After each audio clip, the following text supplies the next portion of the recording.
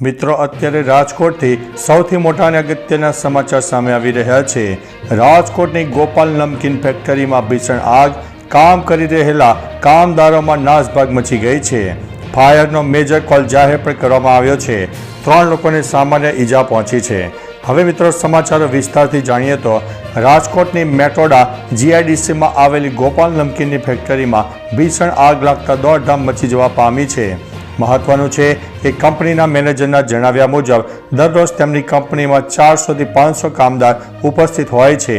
જો કે આજે બુધવારની રજા હોય કામદારોની સંખ્યા દરરોજ કરતાં ઓછી હતી। હાલ આગની ઘટનામાં અંદર કોઈ ફસાયું છે કે નહીં તે અંગે માહિતી મળી નથી। આ આગને કારણે 1 કિલોમીટર દૂર સુધી ધુમાડાના ગોટે ગોટા જોવા મળ્યા હતા અને ફેક્ટરીની આસપાસના વિસ્તારોમાં લોકોના ટોળા એકઠા થઈ ગયા હતા। ભીષણ આગના પગલે મેજર કોલ જાહેર કરાતા રાજકોટ ઉપરાંત આસપાસના તાલુકામાંથી પણ ફાયરની ટીમો ઘટના સ્થળે બોલાવવામાં આવી હતી। આ ઉપરાંત ખાનગી ટેન્કરો પણ દોડાવવાની ફરજ પડી હતી। આગની દુર્ઘટનામાં 3 લોકોને સામાન્ય ઈજા પહોંચી હોવાનું સામે આવ્યું છે। હજુ સુધી જાનહાનિના કોઈ સમાચાર નથી। મિત્રો, આગ લાગી તે પ્રોડક્શન યુનિટ 5 માળનું છે। રાજકોટ મેટોડા જીઆઈડીસીમાં આવેલી ગોપાલ નમકીનનું યુનિટ 5 માળમાં આવેલું છે।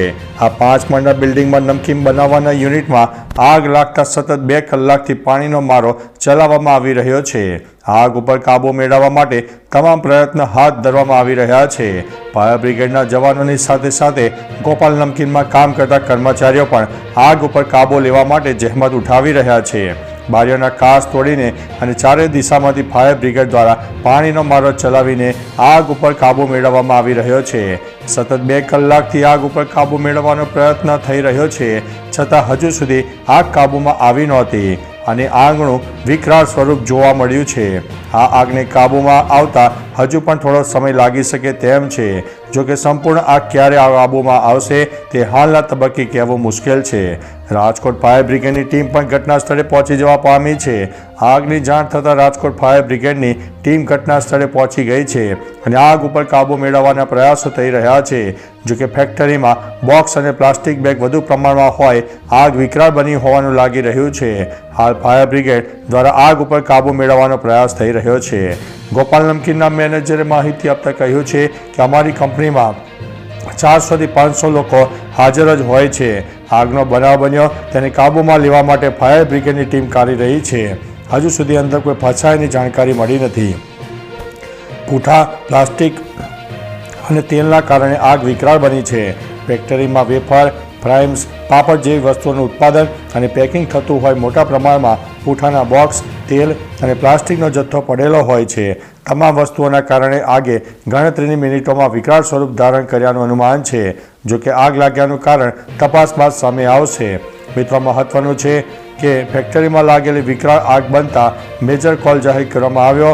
હાલ રાજકોટ ઉપરાંત આસપાસના તાલુકામાંથી ફાયરની ટીમો ઘટના સ્થળે પહોંચી ગઈ હતી। ત્યારે મિત્રો, મહત્વનું છે કે બુધવારની રજા હોવાથી કોઈ મોટી નુકસાની ટળી છે।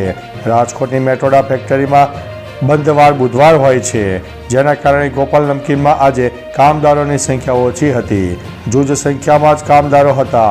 પોલીસના જણાવ્યા મુજબ હજુ સુધી કોઈ જાનહાનિના સમાચાર સામે આવ્યા નથી। તમામ લોકોને સલામત રીતે બહાર કાઢી લેવામાં આવ્યા છે। હાલ સ્થિતિ નિયંત્રણમાં હોવાનું જણાવવામાં આવી રહ્યું છે। મિત્રો, મહત્વનું છે કે ગોપાલ નમકીનનું વાર્ષિક 500 કરોડનું ટર્નઓવર પર જોવા મળતું હોય છે। તો ચાલો મિત્રો, ફરીથી એક અગત્યના સમાચાર લઈને મળતા રહીશું। ત્યાં સુધી અમને રજા આપશો। નમસ્તે।